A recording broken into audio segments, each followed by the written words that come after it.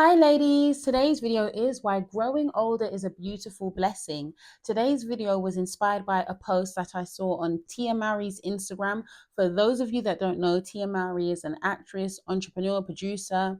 She's most known for her role in Sister Sister, along with her sister Tamara Mowry Housley. I have to get the names right. And you would have seen her in other shows like The Game and so on. But basically, it was about 2 years ago. She went through a public divorce at least 2 years ago, and she shared some of it openly. And she has received a lot of backlash for talking about it publicly, but it's her experience, and a lot of her posts tend to be reflective on where she's at. And at the end of the day, we only know what's on the outside of a couple's situation. We never really know what goes on. So we might say, that's a good woman, that's a good man, but we don't know what it's like to live with them. So either way, you can at least see that they have a healthy co-parenting dynamic. But anyway, this post was about her turning 47. So let's go. I'm 47 and I'm not afraid to say my age. 10 years ago, I was anxious about the unknown. I was living in the past and the future, barely present in the now. I was exhausted trying to be perfect, trying to please everyone. 37-year-old version of me was stuck in survival mode. I had just moved into this house, instant mum had ended. I didn't know what my next job was going to be. I was sitting in this beautiful home, overwhelmed by the weight of responsibilities and uncertainty. I was anxious, I was scared, I didn't trust what was next. I used to believe happiness came from having it all: the husband, the kids, the house, the success from Sister Sister as a teenager. For so long, I thought those things were what made life fulfilling.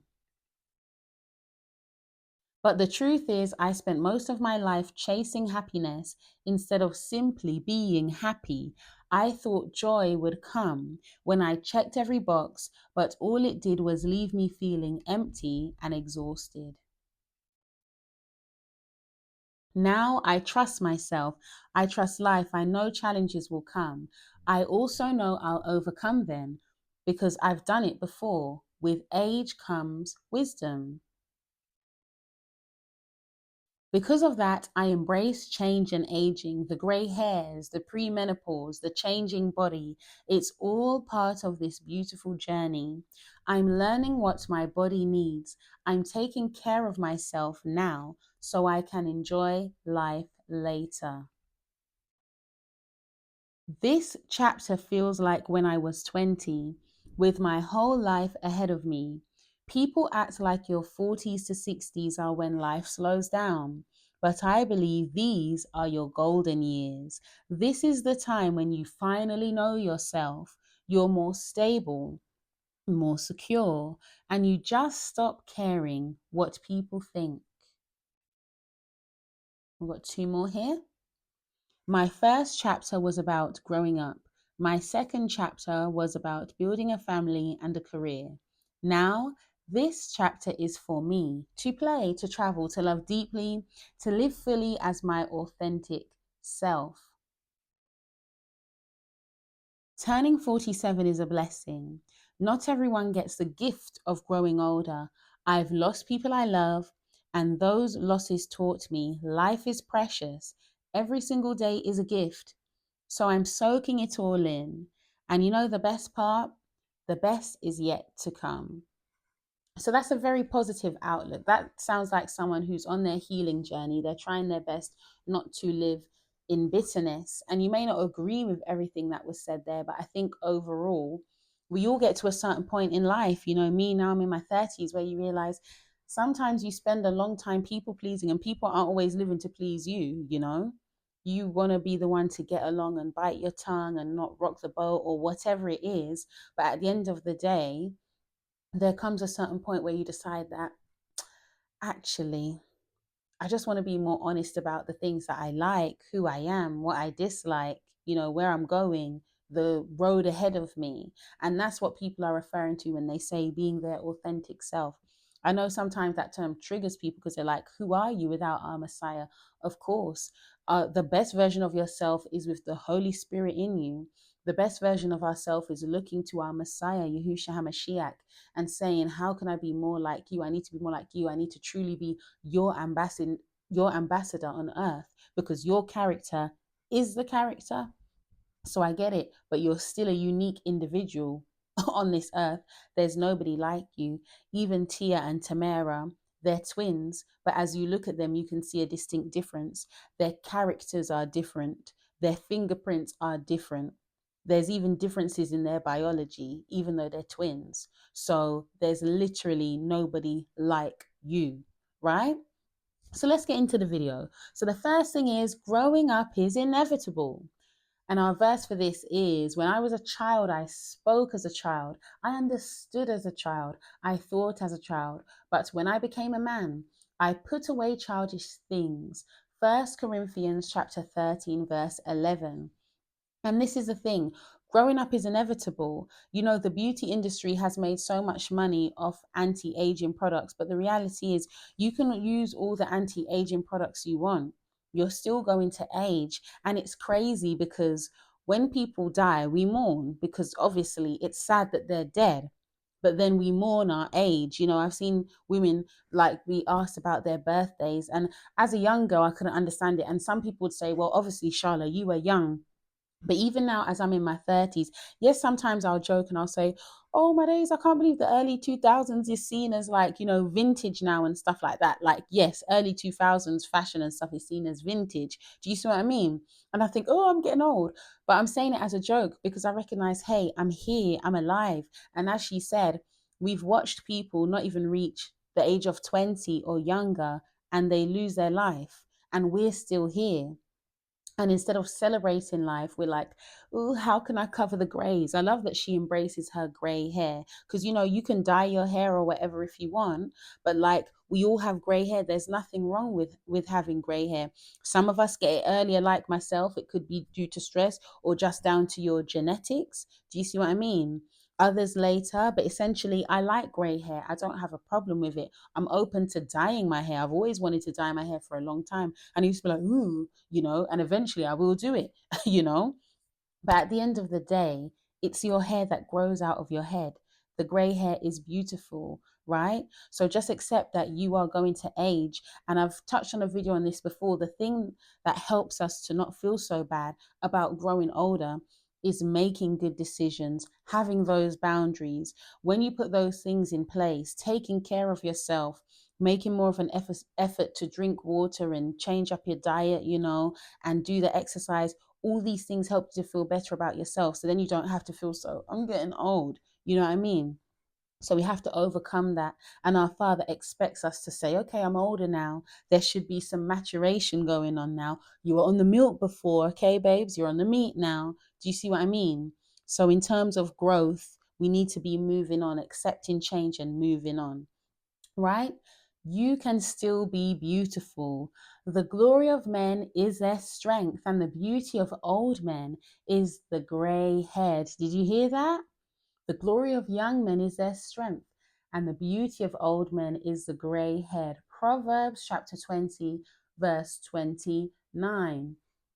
It's interesting, the glory of young men is their strength. I remember I saw a video online and Breenie Lee was talking about, I can't remember the exact topic, but she used the topic, sorry, of this young lady saying any woman that's out of shape doesn't deserve to be married.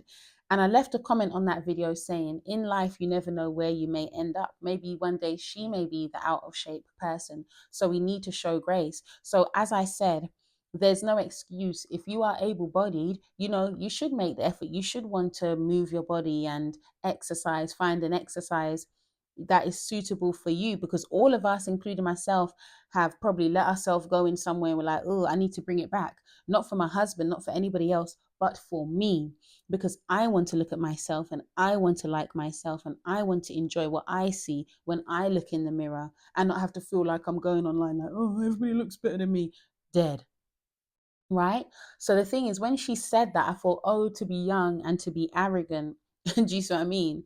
Because you know, as I said, you never know what may happen in life. Children come, sickness may come, whatever it is. People end up putting on weight or their looks change for different reasons. Sometimes it's not always in their control. A lot of times it is in our control, but sometimes it isn't. So let your beauty be from within. Yes, strengthen your body, but also accept that you are changing and you can age gracefully by learning to love who you are, getting to know who you are, right? And that positivity, as I said in the other video about being attractive, you will always be beautiful, right? And as I said, it's the internal and the external. There's nothing wrong with wanting to be pretty and beautiful. We all want to be pretty. We all want to feel pretty. But just because you're now 40, it doesn't make you less pretty. You're just a pretty 40-year-old woman. Do you see what I mean? So let's stop being scared of age. Don't allow Western ageism to scare you and out of your blessing, to keep you out of your blessing of, wow, I'm still here. I'm still alive. I have another day to praise Yah's name, right? You have the opportunity. Number 3, you have the opportunity to learn from mistakes. See, we just spoke to that. And share information. With the ancient is wisdom, and in length of days understanding. Job chapter 12, verse 12. So do you see? It goes along again with that verse that speaks to when I was a child, I spoke as a child. Now that I'm a man, Yahuwah expects us to grow. We're supposed to grow. I know it's a shame because in life, you know, when I was a little girl, I just assumed that all adults were mature. I just assumed that, yeah, you grew up as you got older. But as we can see, when people don't do the inner work, they can be 50 and have the mentality of a 15-year-old because they're not grown up mentally. Yeah. But if we're doing the personal development that we need to do, if we're taking time to read the Bible, to study the Bible, right? To seek understanding, seek and ye shall find. You can learn information, you can share. You can say, hey, young girl, these were the mistakes that I made. You don't have to make these mistakes. You know, I've been married for 12 years now.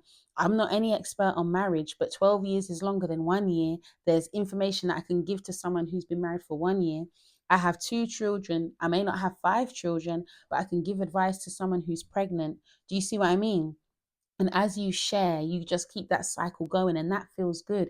That also makes you feel confident. It gives you purpose when you know that someone else doesn't have to make the same mistakes I did. I'm helping someone else's life. I'm giving them practical advice, you know. I'm speaking into them, helping them. All those things make you feel good, and it makes you feel less like, oh, I'm just getting older. When you're living purpose and you're busy doing that, you don't have time to be sitting down thinking, oh, look at me, because that's a very self-centered way. But when you're giving, when you're focused on giving, and even as you look after yourself, you have the energy to give in the first place.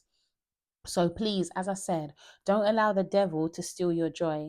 Don't allow him to keep on making you feel bad about aging. Aging is a blessing. Aging is a blessing. Stop trying to keep up with these younger women or whatever. We're not 15 anymore. Sorry, babes. If I get in a room of teenagers right now, I'm gonna feel my age. I don't think I'm old, but I'm just, in their eyes, I'll probably be old. Do you see what I mean? So I'm very happy with the age I am. I'm 34 and I'm very, very grateful because a lot of people have not made it to this age. Even like 1, 2, 3, at least 3 people I can think of, or 4 people who I went to school with are no longer here.